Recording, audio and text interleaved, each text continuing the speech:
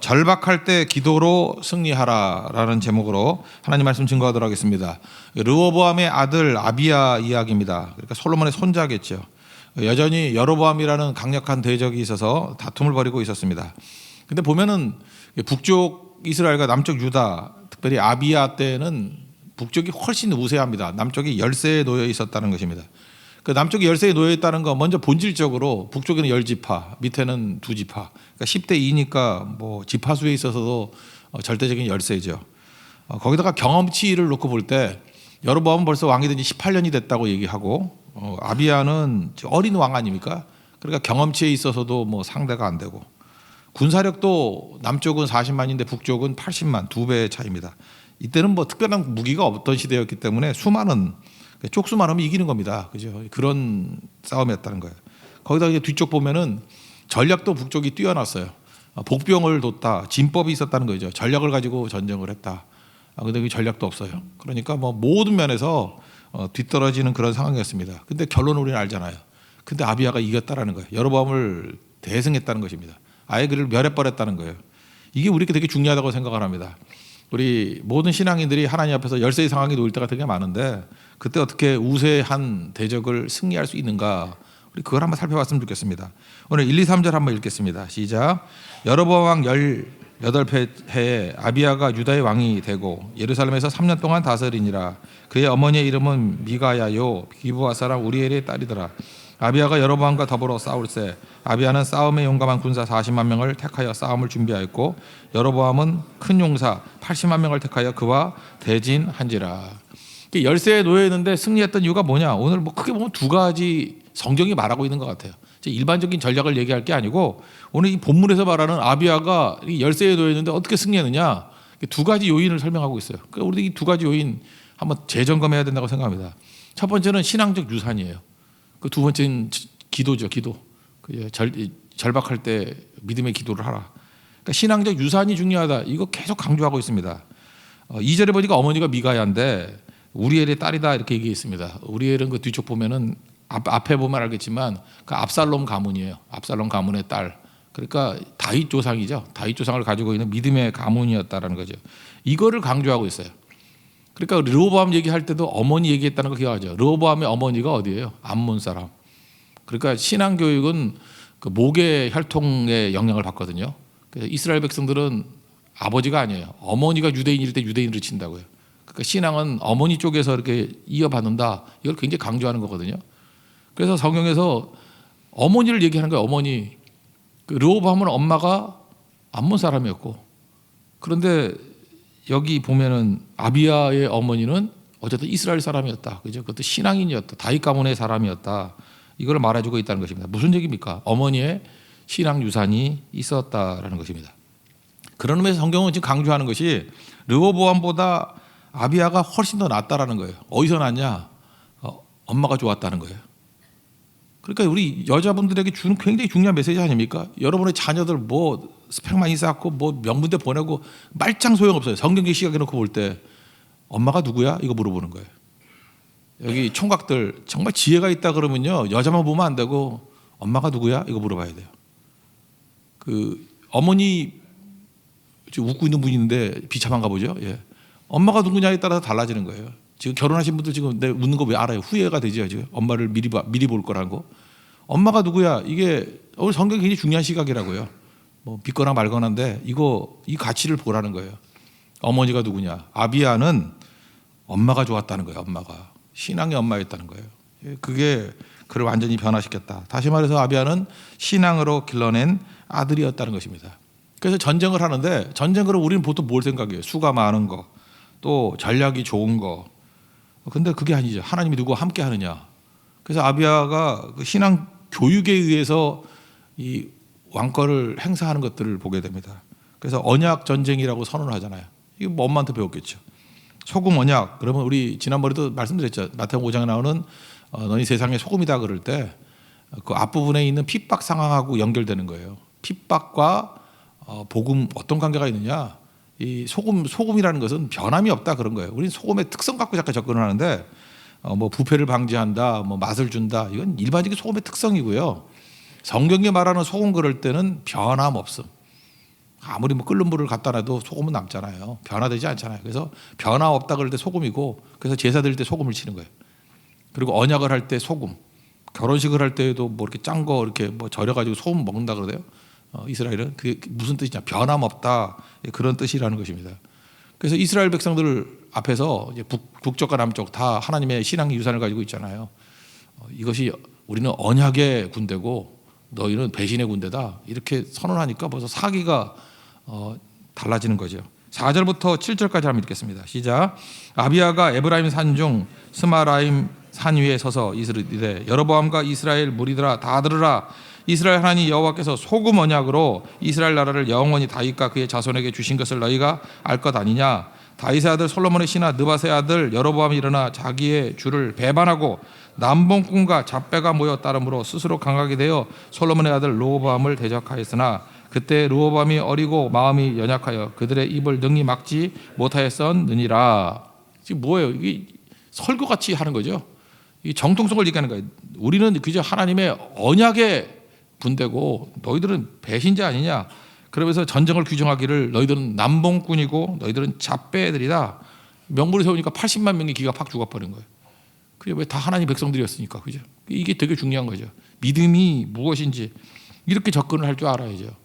그리고 사례를 열거합니다. 여로보암의 3대 죄악 알죠? 3대 죄악이 뭐예요? 그 예루살렘에 내려오는 걸 막으려고 단과 베델에 우상 숭배지를 만든 거, 그죠? 장소를 못 내려오게. 또 하나는 뭐죠?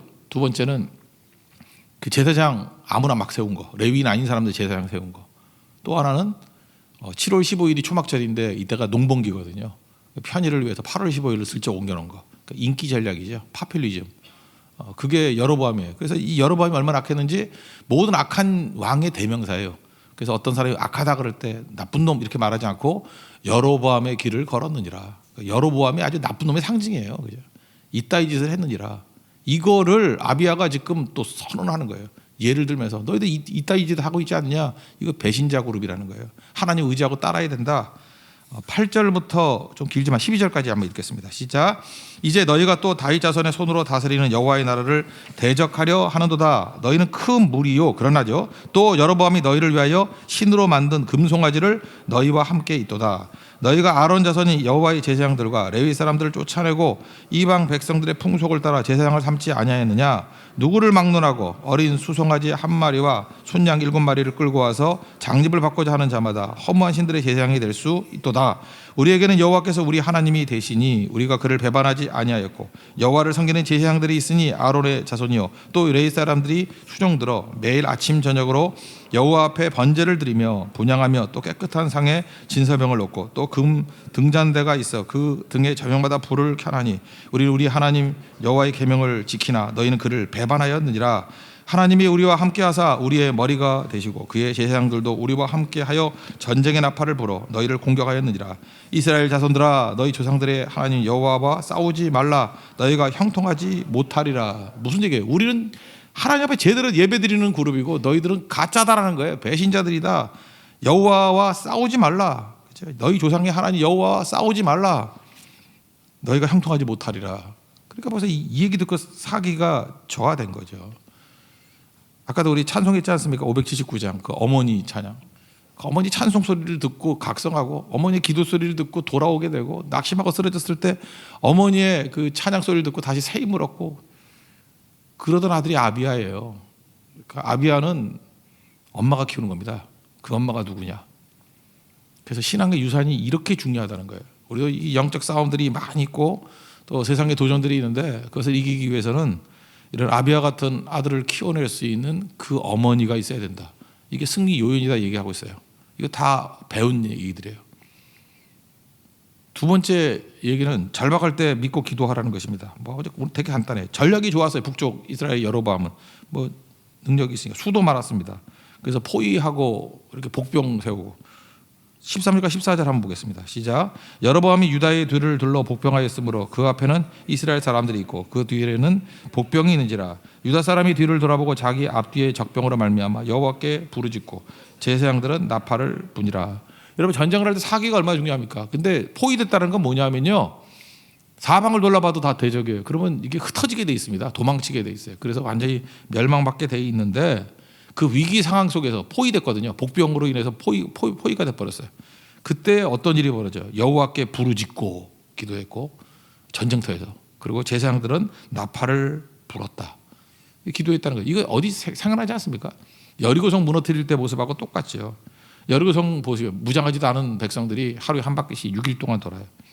침묵하면서, 그게 뭐예요? 기도하면서 돈 거죠. 그때 어떤 일이 벌어집니까?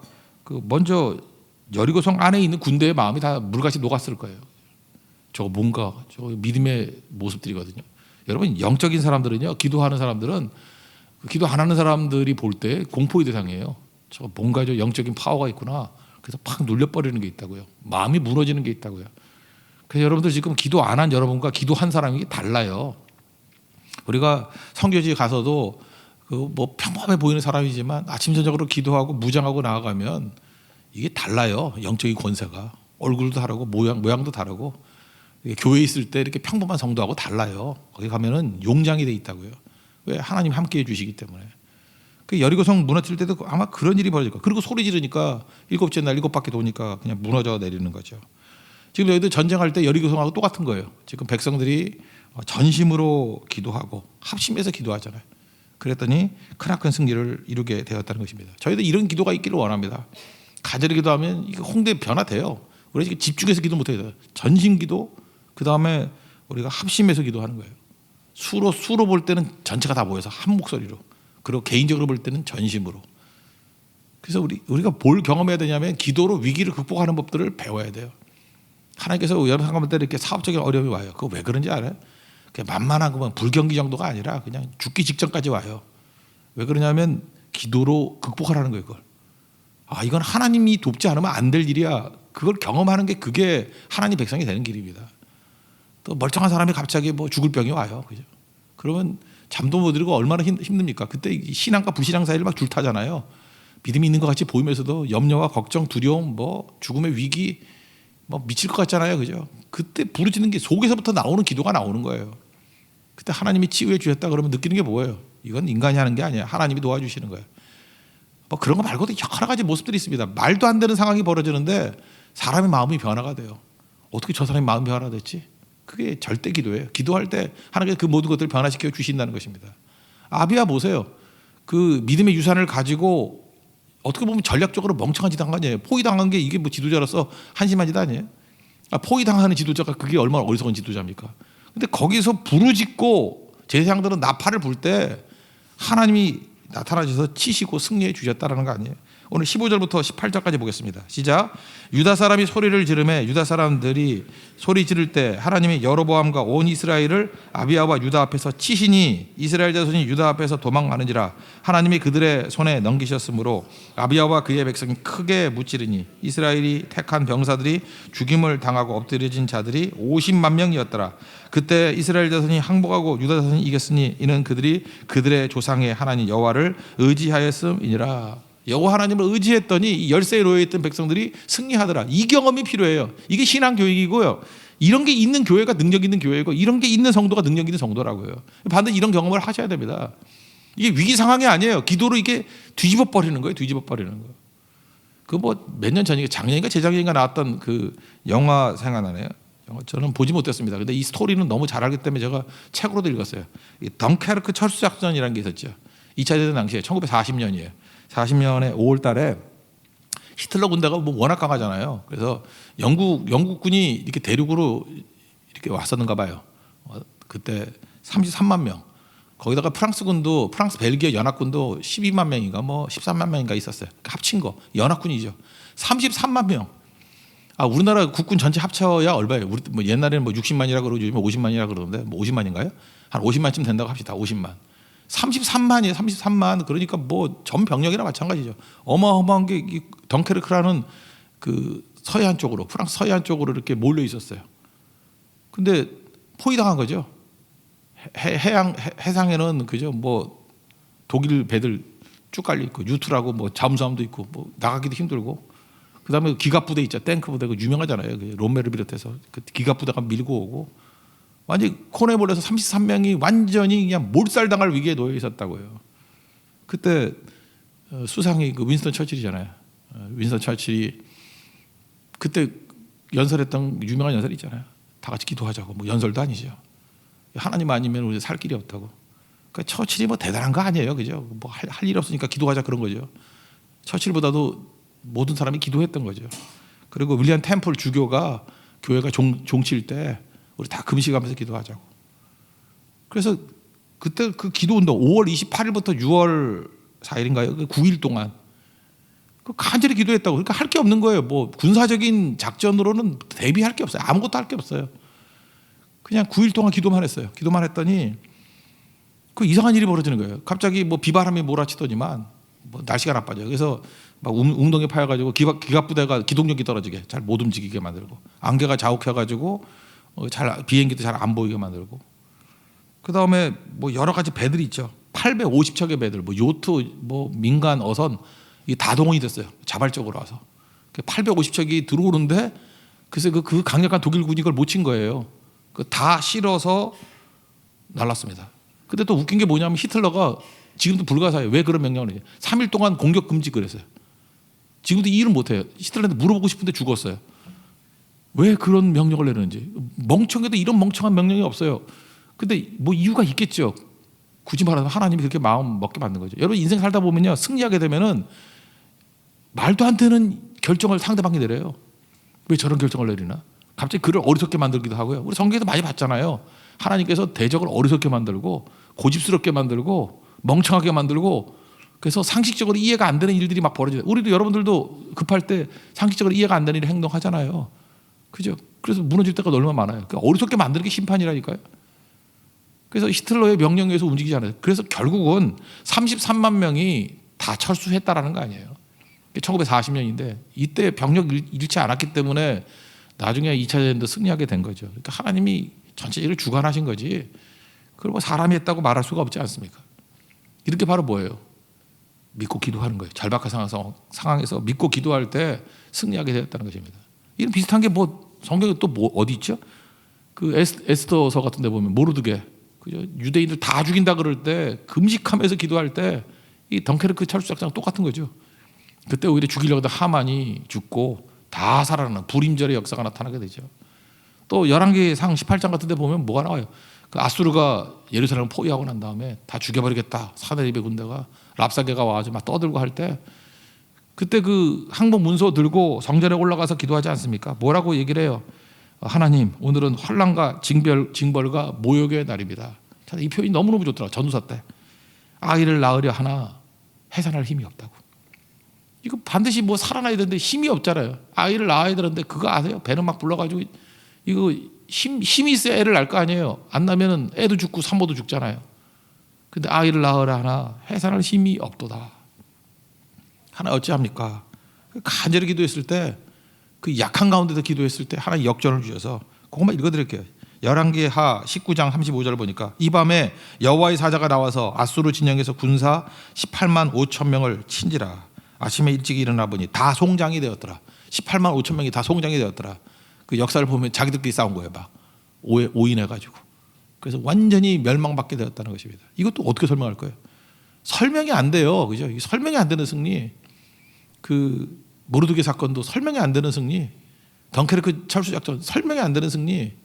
그 아비야가 여로보암을 이겼다. 이것도 설명이 안 되는 승리. 그래서 여러분 인생 가운데 설명이 안 되는 승리의 경험들이 있어야 돼요. 하나님께서 여러분 인생 가운데 반드시 그렇게 이끌어 가신다는 거예요. 설명이 안 돼요. 어떻게 이런 일이 있어? 이거 거짓말이야? 이거 지어낸 얘기야? 말도 안 되는 얘기야? 기도하는 사람은 그런 능력을 체험하게 된다는 것입니다. 우리 설명이 안 되는 일들을 위해서 부르심 입은 종이라는 거 믿습니까? 설명이 안 되는 일을 뭐라 그래요? 우리가 못할 일이에요. 하나님만 하실 수 있는 일. 그걸 다니엘서는 뭐라 그랬어요? 은밀한 일이라고. 은밀한 일. 그것을 위해서 우리가 부르심을 입었다라는 것입니다. 그래서 이 약해 보이는 아비야가 신앙적인 유선을 가지고 있고 절박한 상황 속에서 믿음의 기도를 통해서 결국은 가장 약한 사람이 가장 강하게 승리했던 한 시대를 풍미했습니다. 이게 성경의 메시지라는 거예요. 오늘도 우리 믿음의 유산을 이어받고 기도의 유산을 이어받아서 이런 승리가 있기를 원합니다. 그래서 마지막 승리했던 모습만 읽고 마치겠습니다. 19절부터 22절까지 읽겠습니다. 시작. 아비야가 여로보암을 쫓아가서 그의 성읍들을 빼앗았으니 곧 베델과 그 동네들과 여사나와 그 동네들과 에브론과 그 동네들이라. 아비야 때 여로보암이 다시 강성하지 못하고 여호와의 찌심을 입어 죽었고 아비야는 점점 강성하여 아내 14을 거느려 아들 22과 딸 16을 낳았더라. 아비야의 남은 사적과 그의 행위와 그의 말은 선지자 이도의 주적책에 기록되었느니라. 약했던 아비야가 강했던 여로보암을 쫓아내고 여러 성읍들을 회복합니다. 이상하의 시와 똑같죠. 빼앗긴 들에도 봄은 오는가. 봄이 왔어요. 우리 인생 가운데도 우리 교회 가운데도 빼앗긴 들들이 얼마나 많이 있습니까? 이제 다 이렇게 믿음의 유산을 가지고 좋은 엄마가 있는 아들, 이게 무서운 거예요. 그리고 믿음의 기도가 있을 때 이런 큰 승리를 맛보게 되었다는 것입니다. 다시 강성해서 여로보암이 다시는 일어서지 못하더라. 저는 이런 그 역대하 13장에 나타나는 역사가 우리 가정과 우리 교회와 또 우리 민족 가운데 나타나는 축복이 임하기를 기원합니다. 모두 자리에서 일어나겠습니다. 주가 일하시네 찬양했습니다. 날이 저물어 갈 때 우리 하나님의 일하심을 바라보고 우리도 큰 승리를 맛보는 종되게 해달라고 기도하는 시간 되기를 원합니다. 날이 저물어 갈 때